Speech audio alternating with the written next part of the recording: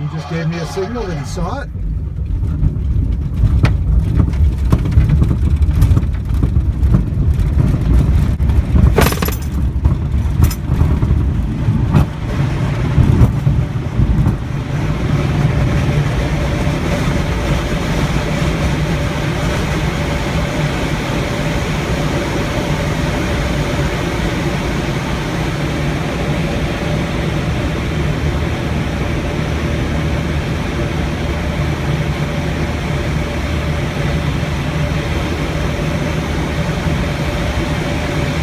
Now we just play follow the leader. Yeah.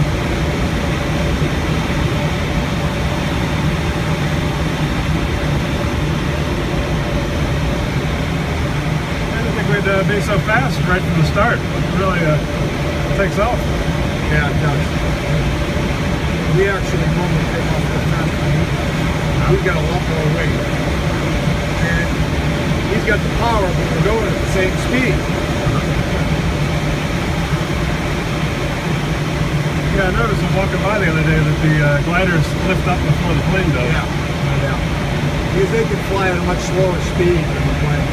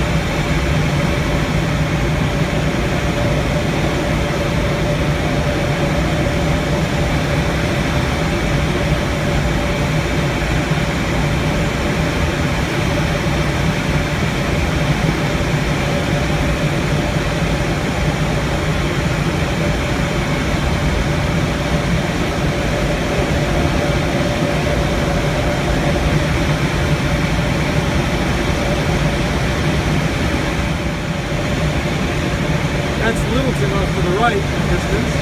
Okay. Are you from New Hampshire or elsewhere? West Virginia. Oh, okay. Well, you see a lot of the same kind of terrain.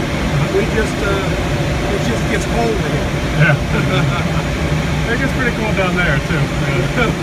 That's because you haven't spent a winter up here. Yeah, I know. It changes your perspective. Yeah, you were there. I was telling the guys I'm house sitting for a couple just half a mile down the road there. Right. And they're in Europe. They went on a cruise, and so I sent them the weather forecast this morning to show them what they're coming back to. They said it was 78 and beautiful. They're in the Canary Islands. Oh, yeah. Well, that's why it's vacation. Yeah. It's different, and sometimes it's better.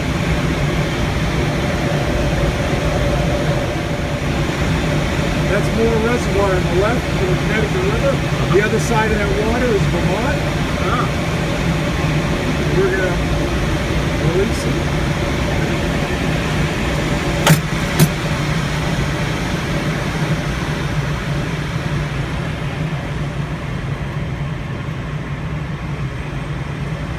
Now, looking straight ahead, that's Mount Washington.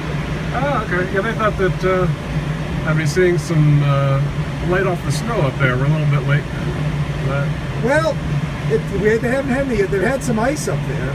Oh, okay. That's yeah, right. but we were up there soaring the last 3 days. Like vacation, we have a wave camp for Mountain Wave. And there's none today, but there was all covered with rime ice from earlier in the weekend. But it's finally sublimated from all the sunshine. Yeah, someone down there was saying that got down to -3 up there. Oh yeah, this morning. Right. Are you a local up there, a native? Or? I grew up in Natick, Massachusetts, but moved to Wolfboro, New Hampshire, down in the Lakes region in 1984.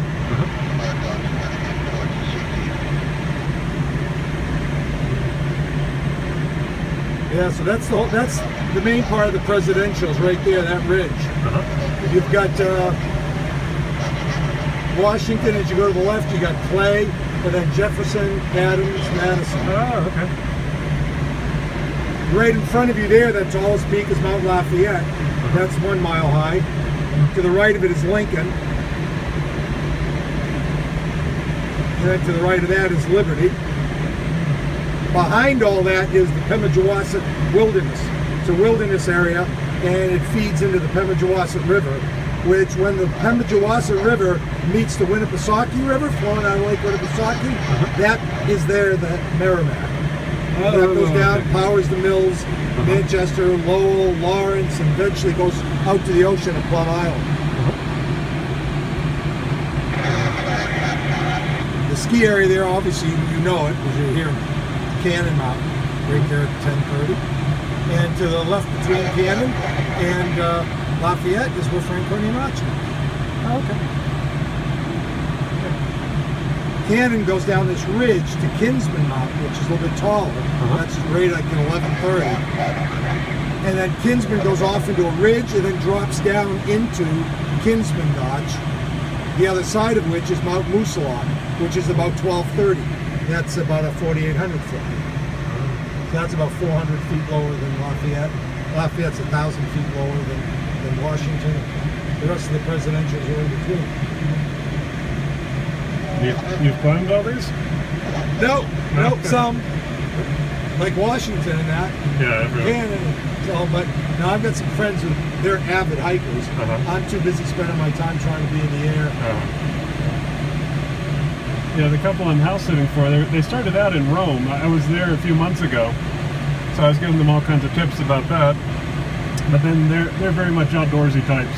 So from there they were going to do a lot of climbing and bicycling and hiking and all those kinds of things. Sure. So they're up here climbing all the time apparently.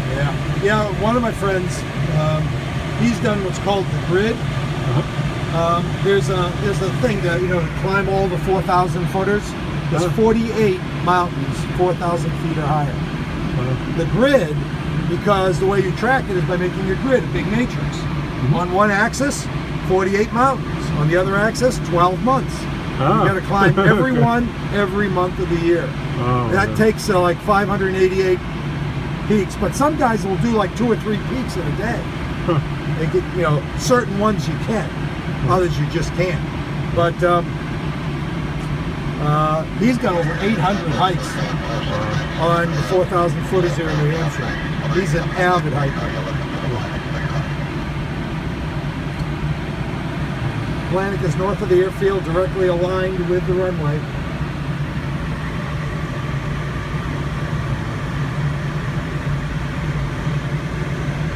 The area we're flying over right now is Sugar Hill.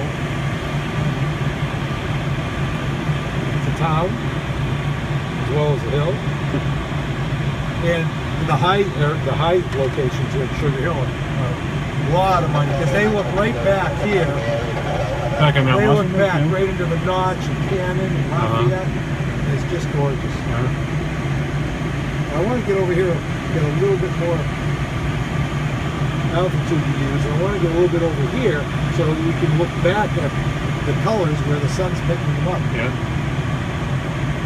So I'm just going to go in this direction. Yeah, I have been watching the one that indicates whether we're going up or down, and it's been solidly down. Yeah. The only place I got a little bit of lift over there in a couple places earlier, and then I was up on the other side of Lafayette, flying that ridge back and forth, and I couldn't get any lift, but I could maintain a lot of neutral. I'd lose 50 feet, gain it back, 100 feet, gain it back. I didn't lose anymore, and I didn't gain anymore. It was just enough heat coming off the rocks. So this is gliding. When you got a lot of, the air going up and down, then you can do soaring.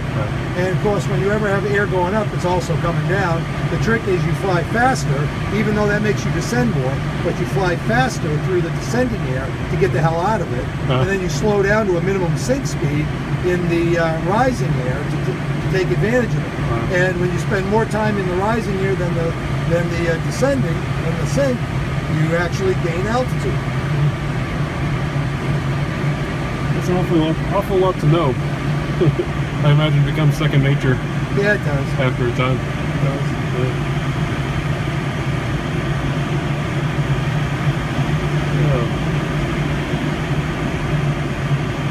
Are these some of the houses you were talking about down here? They're, Yeah, and that big one there is a inn of some type. Yeah. They got a golf course there. But all the things around there, just some beautiful views. And the road coming up, 116 coming up to likewise, beautiful views. 116 seems to be a very contentious number. I'm seeing signs all over. I guess there's a power Well, system yeah, in that? Hydro-Quebec wants to run a massive 200-foot tall power line right through the North Country of New Hampshire, all the way down New Hampshire, for no purpose other than they're hoping to sell energy to southern New England. And meanwhile, we live on tourism in that. They destroy it. And it doesn't benefit New Hampshire in any way. They talk about jobs. The people who put up those power lines are all out of state. And once they put them up in a few years, there are no jobs. You know, so it's a joke. So they thought they'd run roughshod through. It's been so far, I think it's been a 4-year battle. And I don't think they're any closer to getting there. But, you know, the outcomes of our contention is, look, you want to run through New Hampshire, that's fine. We'll let you, fine. But bury it. They're burying it in Vermont, and they're doing one in New York, and they're burying it. They don't want to bury it here because they didn't think they have to. Well, that's just money. You know, our goal, we don't want to trade our scenery and the vistas and part of the economy because they want to save some money. You know,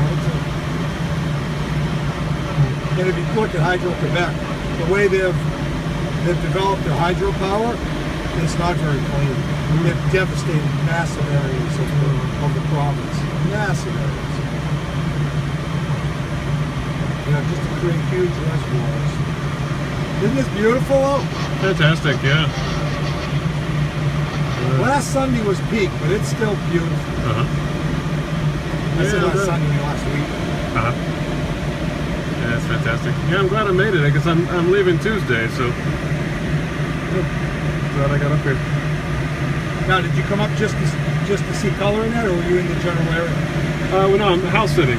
Oh! Yeah, remember I was telling you about the couple that went on That's vacation? right. Okay, I didn't catch the house sitting part. Yeah, they live just a half mile down the road from the glider port. Right.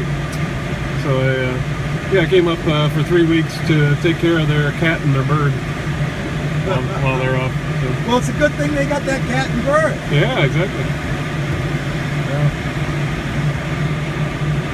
I was telling Sam, where I went to high school, they had a glider port just a couple of miles from the school, and we would always see them up going over there. They look so graceful, you know, peaceful. So I always wanted to get up in one. Yeah, check this out. Look at these colors. Yeah, I know. So you live right nearby? I'm about an hour and 35-minute drive from here. That's what I was thinking. If you've looked up what New Hampshire's about, you've also seen there's an area called the Lakes region. And we got one, you know, the biggest lake in the Lakes region, Lake Winnipesaukee. I live on the southeast corner of that lake in the town of Wolfball.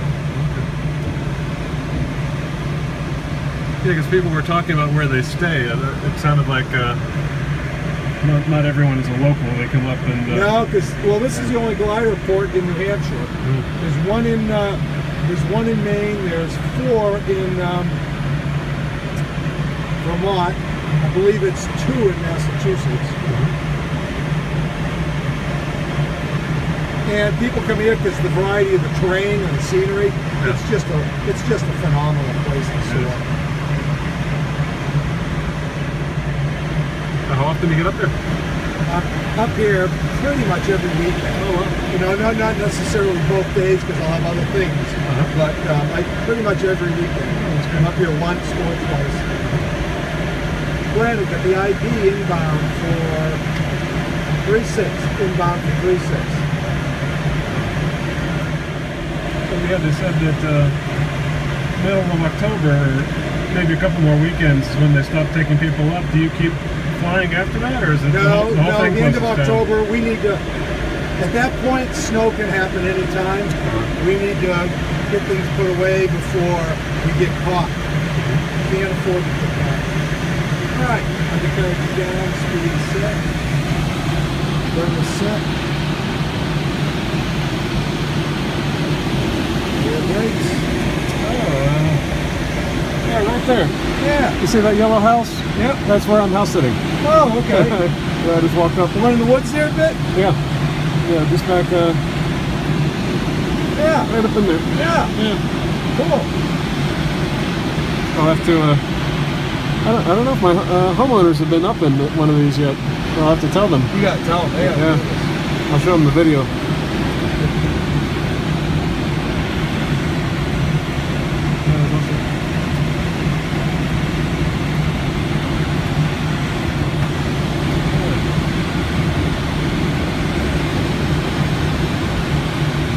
And that one's for sale if you want it. With the pond by it there. Well, I got my own. Yeah, but right here you could just, I know. But 2 minutes you'd be at the, the town I fell in love with when I was 16, 1970. I moved there in 1984, and I still love it. sure. Yeah, I wonder if some of the guys would go together though and like buy a place like that, and then you'd all have it to use. You come up here, you wouldn't have to go to hotels all the time. Well, I've thought of a few ideas.